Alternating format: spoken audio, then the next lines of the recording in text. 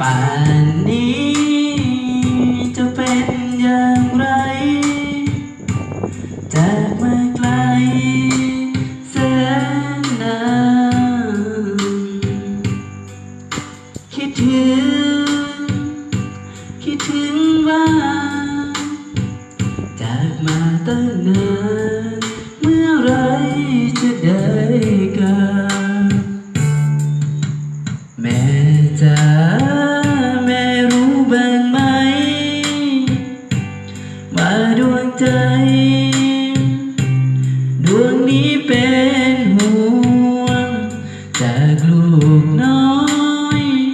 ที่แม่ห่วงอยู่เมืองหลวงศรีวิไลใกล้บ้านเราคิดถึงแม่คืนมา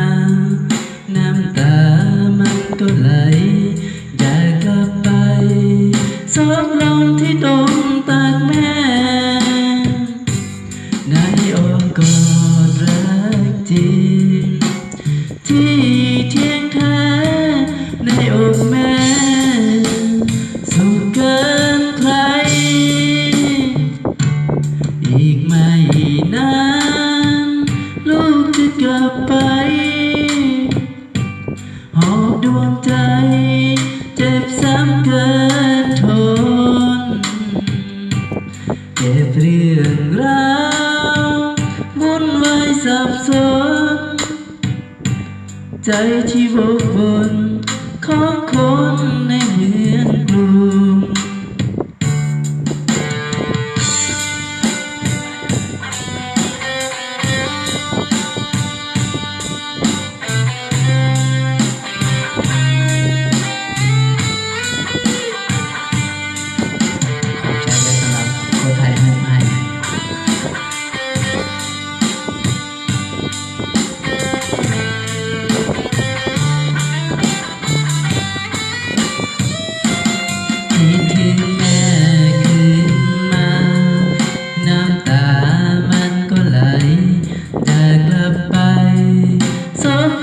ที่ตรงตักแม่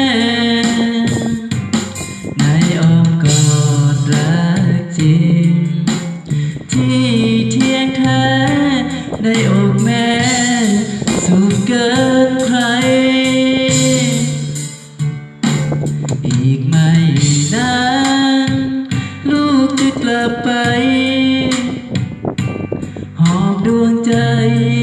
เจ็บซ้ำเกินทนเก็บเรื่องราววุ่นวายสับสนกับบางคนที่ใจไม่แน่นอนลืมเรื่องบางคนไปซบลงที่ตรงตักแม่หักแม่เด้อ